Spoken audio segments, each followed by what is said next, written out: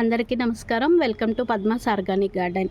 ఈరోజు మీకు చెట్లకి ఇచ్చే ఫర్టిలైజర్లు ఘన పోషకాలు, ద్రవ పోషకాలు, లిక్విడ్ ఫర్టిలైజర్స్, ద్రవ పోషకాలని 2 రకాలు ఉంటాయని చెప్పుకున్నాం కదండి. వాటిల్లో లిక్విడ్ పోషకాల గురించి అసలు ఏవేమి వీక్లీ ఇచ్చే పోషకాల గురించి మీకు ఆల్రెడీ ఎక్స్ప్లెయిన్ చేశాను. ఇప్పుడు ద్రవ పోషకాలు, వాటిల్లో ద్రవ పోషకాలు అనగానే మనకి ముందుగా గుర్తొచ్చేది బనానా ఫ్రూట్ ఫర్టిలైజర్ అనమాట. అసలు ఈ బనానా ఫ్రూట్ ఫర్టిలైజర్ని ఎలా తయారు చేసుకోవాలి, ఆ ఫర్టిలైజర్ని చెట్లకి ఎంత మోతాదులో ఇవ్వాలి, ఎప్పుడెప్పుడు ఇవ్వాలి అనేది మీకు పూర్తిగా ఎక్స్ప్లెయిన్ చేస్తాను. ముందుగా మనకి banana fruit fertiliser. Banana fruit అంటే అరటిపండు ఫర్టిలైజర్ తీసుకునేటప్పుడు ఈ చూసారు కదా, ఈ కలర్లో వచ్చేసేయాలి. బాగా మీకు ఇంకా క్లియర్గా చెప్పాలంటే ఇట్లా బ్లాక్ కలర్ వచ్చి బాగా మగ్గిన అరటిపండు అయితేనే దాని రిజల్ట్ మనకి ఎక్కువ ఉంటుందన్నమాట. అప్పుడే ఉన్న ఫ్రెష్ అరటిపండుతో మనకి ఎటువంటి యూజెస్ అయితే తక్కువ ప్రయోజనాలు ఉంటాయి. అందుకని అరటిపండుని ఇట్లా బాగా నల్లగా అయిన తర్వాతే ఈ ఫర్టిలైజర్ చేయడానికి ఉపయోగపడుతుంది. బాగా ఫ్రెష్ అరటిపళ్ళు తీసుకొని ఒక 3-4 డేస్ అలా పెట్టేసామంటే అరటిపళ్ళు ఈ కలర్లో వచ్చేస్తాయి. అప్పుడు ఈ ఫర్టిలైజర్ని మనము తయారు చేయొచ్చు. దానికి కొద్దిగా బెల్లం కావాలి. చూసారు కదా, ఈ క్వాంటిటీలో నేను బెల్లం తీసుకున్నాను. మరి ఈ ఫర్టిలైజర్ని ఎలా చేస్తారో మీకు చూపిస్తాను. చూసారు కదా, 3 బాగా పండిన పెద్ద సైజు అరటిపళ్ళు తీసుకున్నాను. మీ గార్డెన్ బాగా చిన్నగా ఉంటే కనుక చిన్న సైజు అరటిపళ్ళు ఒక 3 తీసుకోండి. పెద్దవి అయితే ఇలాంటి పెద్ద సైజు అయితే 2 అరటిపళ్ళు అయితే సరిపోతుంది. ఈ అరటిపళ్ళని తొక్కతో సహా చూసారు కదా, ఇట్లా తొక్కతో సహా ఇట్లా మ్యాష్ చేసేసేయండి. బాగా నలిపేసేద్దాము. ఈ బనానా ఫ్రూట్ ఫర్టిలైజర్ అనేది ఈ అరటి పండే కాకుండా అరటి తొక్కలతో కూడా మనం ఫర్టిలైజర్ కూడా మీకు ఆల్రెడీ చూపించాను. ఈ ఫర్టిలైజర్ యూజ్ చేయడం వల్ల చెట్లకు కావాల్సిన పొటాషియం అనేది చాలా బాగా ఉంటుంది. ఫర్టిలైజర్లో మనము ఫ్లవరింగ్ కానీ ఫ్రూటింగ్ కానీ మాకు చెట్టు అయితే బాగా పెరుగుతుంది, కానీ వాటికి కావాల్సిన ఫ్లవరింగ్ కానీ ఫ్రూటింగ్ కానీ లేదు అని చాలామంది అయితే కంప్లైంట్ ఇస్తూ ఉంటారు. దాని అన్నిటికీ ముఖ్య కారణం ఏమంటే పొటాషియము తక్కువగా ఉండడము. ఆ పొటాషియం అనేది ఈ అరటి పండ్లో చాలా బాగా ఉంటుంది.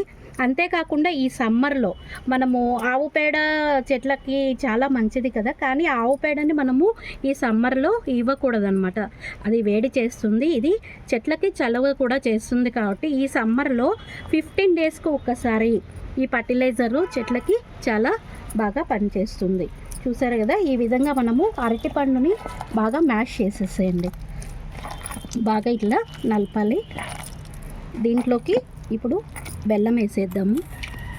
బెల్లం ఇట్లా బాగా మెత్తగా దంచేసేయండి. బాగా ఈ 2 కలుపుతుంటేనే చక్కటి మంచి వాసన కూడా వస్తుందన్నమాట.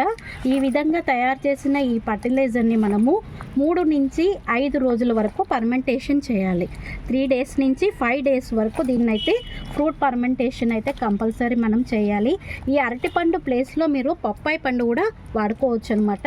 పప్పాయి పండు బాగా మగ్గిపోతే కనుక దాన్ని కూడా దీంట్లో కలిపేసేసి చక్కగా వాడుకోవచ్చు. ఈ విధంగా తయారు చేసిన ఫర్టిలైజర్ మనకి ఎన్ని రోజుల్లో నిల్వ ఉంటుంది అని మీ అందరికీ ఒక డౌట్ రావచ్చు. ఇది నెల నుంచి 2 నెలల వరకు అయితే ఈ ఫర్టిలైజర్ అనేది నిలువ ఉంటుంది. కానీ ఇది నిలువ ఉండాలంటే మనం కొన్ని జాగ్రత్తలు అయితే తీసుకోవాలి.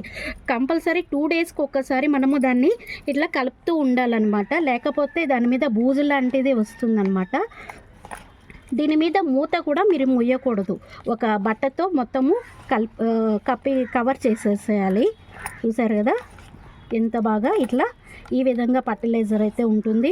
దీని మీద ఒక క్లాత్తో కవర్ చేసేసి రోజు ఈవినింగ్ పూట ఒక గరిటెతో దీన్ని ఇట్లా తిప్పుతూ ఉండండి. లేకపోతే చేత్తో కాకుండా చెయ్యినైతే యూజ్ చేయొద్దు. ఒక స్పూన్తో కానీ ఒక చెక్క దానితో మాత్రం దీన్ని ఇట్లా తిప్పుతూ ఉండండి. 3 నుంచి 5 రోజుల్లో మనకి ఫర్టిలైజర్ అనేది రెడీ అవుతుంది. ఈ విధంగా 3 డేస్ అయిపోయిన తర్వాత నేనైతే 1 లీటర్ చూసారు కదా, 1 లీటర్ మంచి నీరు తీసుకున్నాను. ఈ లీటర్కి ఈ టేబుల్ స్పూన్ ఉంటుంది కదా, ఈ టేబుల్ స్పూను 2 స్పూన్స్ వేయండి. 2 స్పూన్స్ చక్కగా నీళ్ళల్లో ఇలా కలిసిపోతుంది అనమాట. చూసారా ఎంత బాగా కలిసిపోతుందో బెల్లము అరటిపండు అంతా.